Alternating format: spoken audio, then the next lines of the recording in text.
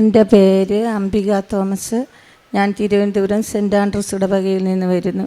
ഞാൻ ഉടമ്പടി എടുത്തത് 1/4/2024. 2024 ഞാനൊരു സാക്ഷ്യം ഇവിടെ പറഞ്ഞിട്ടുണ്ട്. ഇതെൻ്റെ രണ്ടാമത്തെ സാക്ഷ്യമാണ്. ഞാനിപ്പോൾ പറയാൻ പോകുന്നത് എൻ്റെ ഒരു അടുത്ത ബന്ധത്തിലെ ഒരാൾ ഞാൻ ചെയ്യാത്ത ഒരു കുറ്റത്തിന് എന്നെയും എൻ്റെ ഒരു അനിയത്തിയെയും ചേർത്ത് ഒരു ക്രിമിനൽ കേസ് കൊടുത്തിരുന്നു.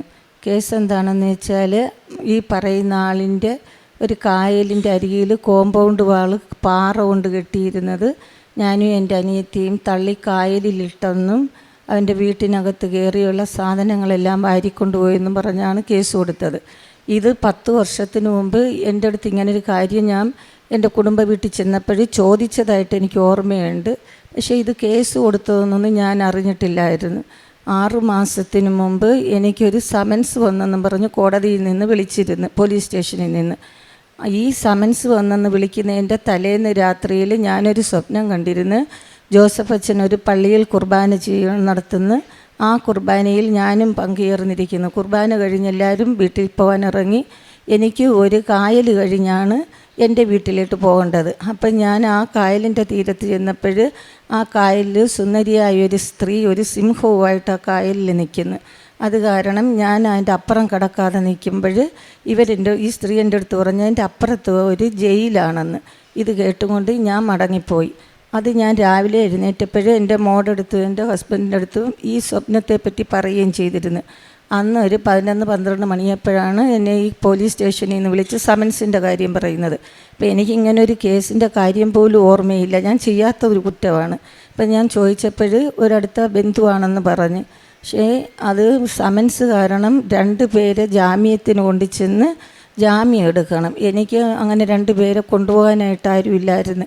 എൻ്റെ അനിയത്തി 2 പേരുമായിട്ട് പോയി ജാമ്യം എടുത്ത്. ഞാനൊരു ഹിയറിങ്ങിനും പോയില്ല. ഞാൻ എൻ്റെ വക്കീലിനെ ഏൽപ്പിച്ച് വക്കീൽ 2 പ്രാവശ്യം കോടതിക്കകത്ത് കയറി. 3ാമത്തെ പ്രാവശ്യം മജിസ്ട്രേറ്റ് ഒന്നീ ജാമ്യം എടുക്കണം, അല്ലെ പ്രതിയെ കൊണ്ടുവരണമെന്ന് പറഞ്ഞ്, അല്ലെങ്കിൽ അടുത്തത് വാറണ്ടാണെന്ന് പറഞ്ഞ്. അപ്പോൾ വക്കീൽ എൻ്റെ അടുത്ത് കർശനമായിട്ട് കോടതിക്കകത്ത് കയറാൻ ജാമ്യത്തിന് ആളുമായിട്ട് വരണമെന്ന് പറഞ്ഞ്.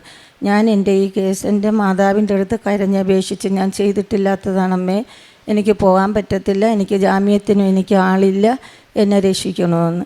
3ാമത്തതിനും വക്കീൽ പോയി. ആ 2 പ്രാവശ്യം ഒരാണായിരുന്നു മജിസ്ട്രേറ്റായിട്ട് കയറിയത്. ഈ 3ാമത്തെ പ്രാവശ്യം ഒരു സ്ത്രീ ആയിരുന്നു. ആ സ്ത്രീ എൻ്റെ ഈ അടുത്ത ബന്ധുവും കോടതിയിലുണ്ടായിരുന്നു. എന്തൊക്കെയോ പറഞ്ഞിട്ട് സഹോദരി ഉണ്ടായിരുന്നു. ഒരുപാട് ദേഷ്യപ്പെട്ടിട്ട് ഈ കേസ് വെറുതെ വിട്ടതായിട്ട് ഉത്തരവിട്ട്. അത് എൻ്റെ മാതാവ് എന്നെ സഹായിച്ചതാണെന്ന് പൂർണ്ണമായി ഞാൻ വിശ്വസിക്കുന്നു. അമ്മ മാതാവിന് 1000 നന്ദി.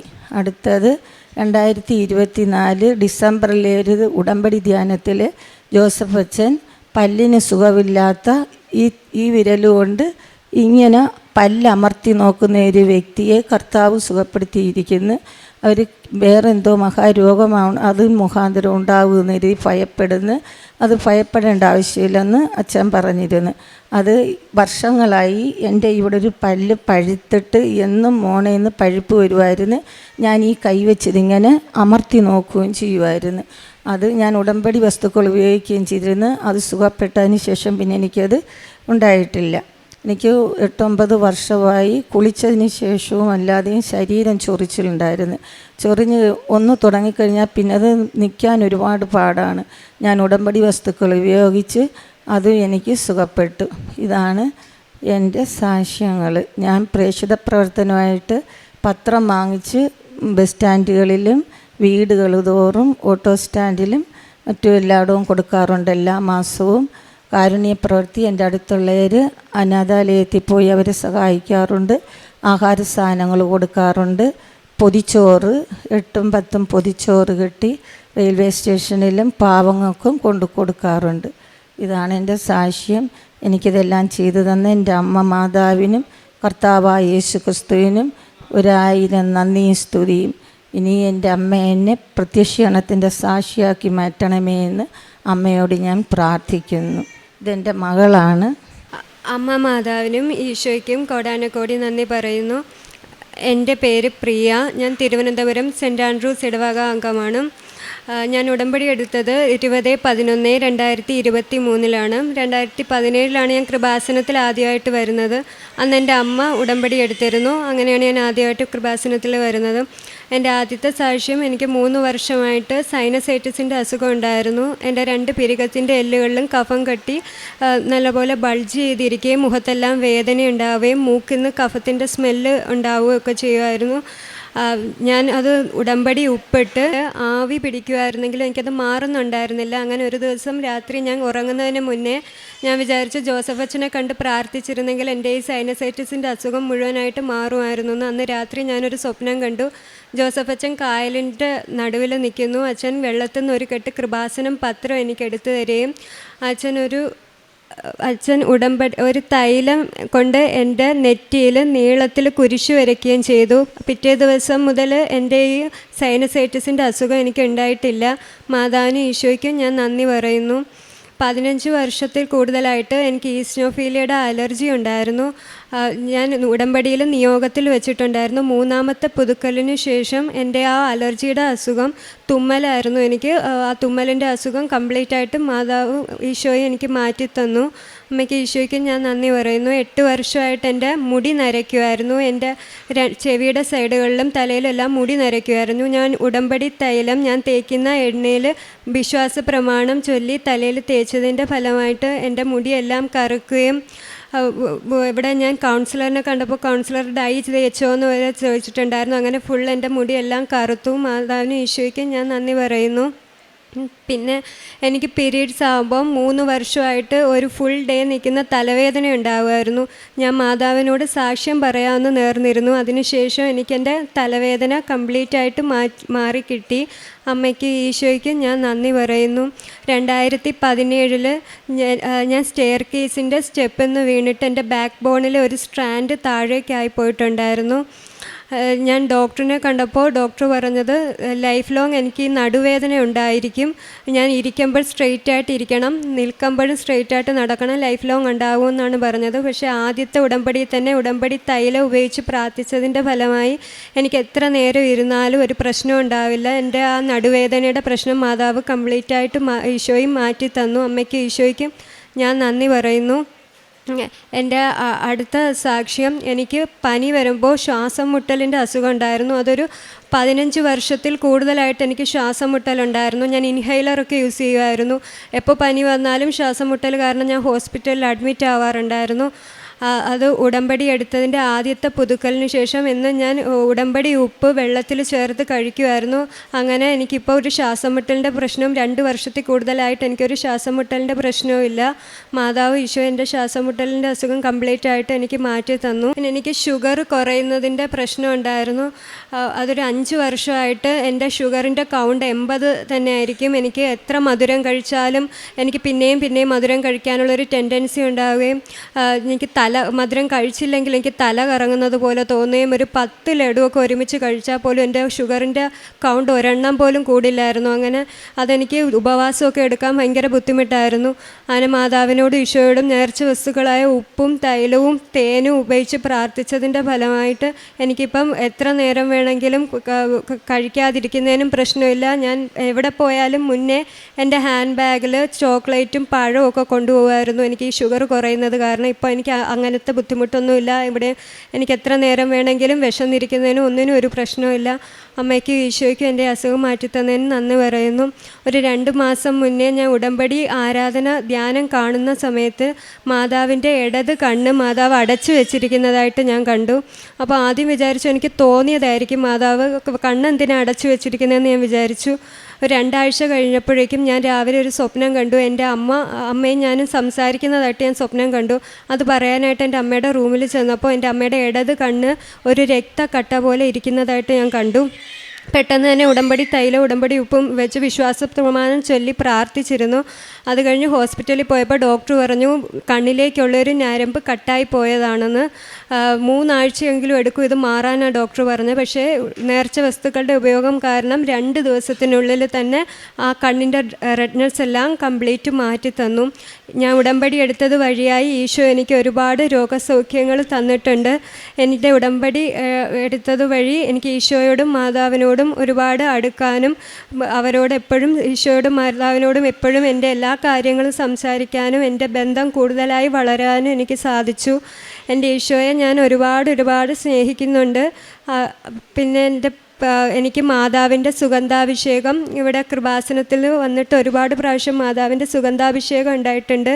എനിക്ക് ഉടമ്പടി 3 പ്രാവശ്യം പുതുക്കുമ്പോഴും 3 പ്രാവശ്യം എനിക്ക് മാതാവിനെ പ്രദക്ഷിണത്തിന് കൊണ്ടുപോകാനുള്ള ഭാഗ്യം കിട്ടിയിട്ടുണ്ട്.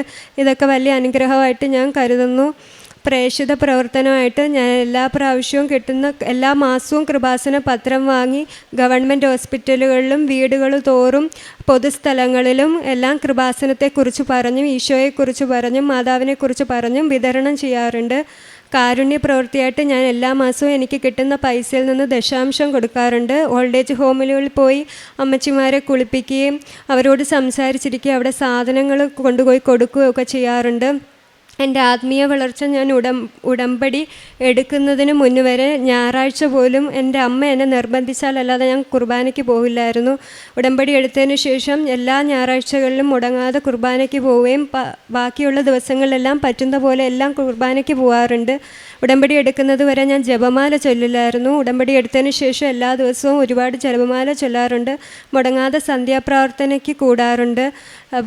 പിന്നെ എല്ലാ ദിവസവും ബൈബിള് വായിക്കാറുണ്ട്. ഉടമ്പടി ധ്യാനം എല്ലാ ചൊവ്വാഴ്ചയും ജോസഫ് അച്ഛൻ്റെ ധ്യാനം കൂടുകയും അവർ ഡെയിലി ബ്രെഡ് പ്രോഗ്രാം എല്ലാ ദിവസവും രാവിലെ കാണുകയും ചെയ്യാറുണ്ട്. ഉടമ്പടിയിലെ ഉപവാസം മുടക്കാറില്ല. എല്ലാ ശനിയാഴ്ച ദിവസവും ഉപവസിക്കാറുണ്ട്. ഇത്രയും എല്ലാം എൻ്റെ രോഗസൗഖ്യങ്ങളും എൻ്റെ അമ്മ മാതാവിൻ്റെ മാധ്യസ്ഥം വഴി ഈശോ തന്ന എല്ലാ അനുഗ്രഹങ്ങൾക്കും ഞാൻ നന്ദി പറയുന്നു. വിശുദ്ധ മത്തായിയുടെ സുവിശേഷം 9-ാം അധ്യായം 22-ാം തിരുവചനം. യേശു തിരിഞ്ഞ് അവളെ നോക്കി അരുൾ ചെയ്തു, മകളെ, ധൈര്യമായിരിക്കുക, നിന്റെ വിശ്വാസം നിന്നെ രക്ഷിച്ചിരിക്കുന്നു. ആ നിമിഷം മുതൽ അവൾ സൗഖ്യമുള്ളവളായി. പ്രിയ എന്ന ഈ മകൾ അമ്മയോടൊപ്പം വന്ന് പ്രത്യക്ഷീകരണ സാക്ഷ്യം ഏറ്റു പറയുമ്പോൾ നമുക്ക് മനസ്സിലാകുന്നത് ഉടമ്പടിയിലൂടെ അവർക്ക് പരിശുദ്ധ അമ്മയിൽ നിന്ന് ലഭിച്ച പരിശുദ്ധ അമ്മയുടെ സാമീപ്യവും സംരക്ഷണവും ഈശോയിൽ നിന്ന് പരിശുദ്ധ അമ്മ അവർക്ക് പ്രാപിച്ചു കൊടുത്ത സൗഖ്യവും അതുപോലെ തന്നെ അവരുടെ നിരന്തരമായ ഈശോയോടും പരിശുദ്ധ അമ്മയോടുമുള്ള അവരുടെ കമ്മ്യൂണിക്കേഷനുമെല്ലാമാണ് നമുക്ക് ഈ സാക്ഷ്യത്തിലൂടെ നമുക്ക് മനസ്സിലാക്കാൻ സാധിക്കുന്നത്. കാരണം ഉടമ്പടി എടുത്ത് ജീവിക്കുമ്പോൾ നമുക്ക് ഏറ്റവും പ്രധാനപ്പെട്ട ഒരു കാര്യം, ഞാൻ ഉടമ്പടി എടുത്തിരിക്കുന്നത് ഈശോയോടാണ്. ആ ഉടമ്പടി കൃത്യമായി പാലിക്കുവാനും ഉടമ്പടി ജീവിക്കുവാനും എന്നെ സഹായിക്കുന്നത് പരിശുദ്ധ അമ്മയുടെ മാധ്യസ്ഥമാണ്. പരിശുദ്ധ അമ്മ കാനായിലെ വിവാഹ വിരുന്നിൽ നമുക്ക് വേണ്ടി ആ കുടുംബത്തിന് വേണ്ടി മാധ്യസ്ഥം ഉപേക്ഷിച്ചതുപോലെ നമ്മുടെ ഇല്ലായ്മകളിൽ, നമ്മുടെ കുറവുകളിൽ, നമ്മുടെ ബലഹീനതകളിൽ എല്ലാം പരിശുദ്ധ അമ്മ അവർക്ക് ഇതില്ല, അവർക്ക് രോഗസൗഖ്യം ആവശ്യമുണ്ട് എന്ന് ഈശോയെ ഓർമ്മിപ്പിച്ചുകൊണ്ട് നമ്മുടെ ജീവിതക്രമം മാറിക്കഴിഞ്ഞിരിക്കുന്നു. നമ്മുടെ ജീവിതക്രമം ഇപ്പോൾ ശരിയായ ട്രാക്കിലാണെന്നെല്ലാമുള്ള ഒരു ഗ്രീൻ സൈൻ ഈശോയ്ക്ക് കൊടുക്കുന്നത് ഈ ഉടമ്പടി ജീവിതം നാം കൃത്യമായി പാലിക്കുമ്പോഴാണ്. അതിനുവേണ്ടിയുള്ള ഇവരുടെ ആസ്തി ഇവർ ഏറ്റുപറയുകയുണ്ടായി. ഈശോയെ സ്നേഹിക്കുന്നു, അതുപോലെ തന്നെ കാരുണ്യപ്രവൃത്തികൾ ചെയ്യുന്നു. പ്രേക്ഷിത പ്രവർത്തനങ്ങളിലൂടെ ഈശോ രക്ഷകനും നാഥനുമാണെന്ന് ഏറ്റുപറയുന്നു എന്നുള്ളവരുടെ ഏറ്റുപറച്ചിലിൻ്റെ എല്ലാം ഒരു പ്രതിഫലം എന്നോണം ഇവർക്ക് ലഭിക്കുന്ന ഒരു വലിയ സമ്മാനമാണ് പ്രിയ ഇവിടെ ഏറ്റുപറഞ്ഞ വലിയ സൗഖ്യത്തിൻ്റെ ലിസ്റ്റ്. മകൾ പറയുകയുണ്ടായി, നേർച്ച വസ്തുക്കളിലൂടെ അവരെപ്പോഴും സൗഖ്യത്തിനായി പ്രാർത്ഥിച്ചു കൊണ്ടിരുന്നു. പരിശുദ്ധ അമ്മ അവർക്ക് വേണ്ടി മാധ്യസ്ഥം അപേക്ഷിച്ച് സൗഖ്യം നൽകുകയായിരുന്നു. ഈ മകൾക്ക് ഒരുപാട് അസുഖങ്ങളായിരുന്നു. വളരെ കാലങ്ങളായി 10-20 വർഷങ്ങളോളമായി ഈ മകൾ അസുഖത്തിലായിരുന്നു. എപ്പോഴും ഈസ്നോഫീലിയ എന്ന അലർജി, അതുപോലെ തന്നെ സൈനോസൈറ്റിസ്, മുടി നരച്ചു തുടങ്ങൽ, പീരിയഡ്സ് ഇഷ്യൂസ്, ഷുഗർ കുറയുന്ന അസുഖം, ബാക്ക് ബോൺ സ്ട്രാൻഡ് പെയിൻ, ശ്വാസം മുട്ടൽ, ഇങ്ങനെ ഒരുപാട് രോഗങ്ങൾക്ക് അടിമയായിരുന്ന ഈ മകളെ ഈശോയുടെ ഒരു സ്പർശനം മൂലം ഈ മകൾക്ക് വലിയ സൗഖ്യം നൽകി എന്ന് ഇവിടെ ഏറ്റു പറയുകയാണ്. ജോസഫ് അച്ഛൻ നമ്മെ എപ്പോഴും ഒരു കാര്യം പഠിപ്പിക്കുന്നുണ്ട്.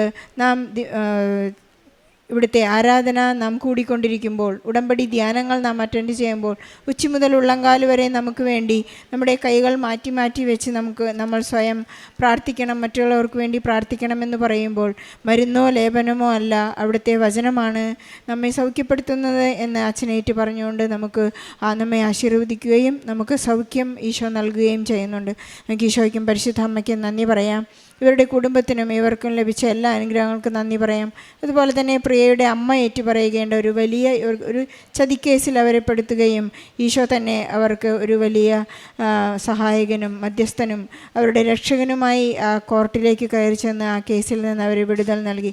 എല്ലാത്തിനും ഒരൊറ്റ കാര്യവും ഈശോ മാത്രമാണ്. ഈശോയ്ക്കും പരിശുദ്ധ അമ്മയ്ക്കും നല്ല ഒരു കയ്യടി നൽകി ഈ നന്ദിയോടെ ഈ സാക്ഷ്യം നമുക്ക് സമർപ്പിക്കാം. അത്യപൂർവ ദൈവാനുഭവങ്ങൾ ഇനി നിങ്ങൾക്കും സ്വന്തം. ഈ യൂട്യൂബ് ചാനൽ ഇതുവരെ സബ്സ്ക്രൈബ് ചെയ്തിട്ടില്ലെങ്കിൽ ഇപ്പോൾ തന്നെ സബ്സ്ക്രൈബ് ചെയ്യുക. ഈ വീഡിയോ ഇപ്പോൾ തന്നെ നിങ്ങളുടെ സുഹൃത്തുക്കൾക്ക് ഷെയർ ചെയ്തുകൊണ്ട് കർത്താവിൻ്റെ പ്രേക്ഷിതരാകുക.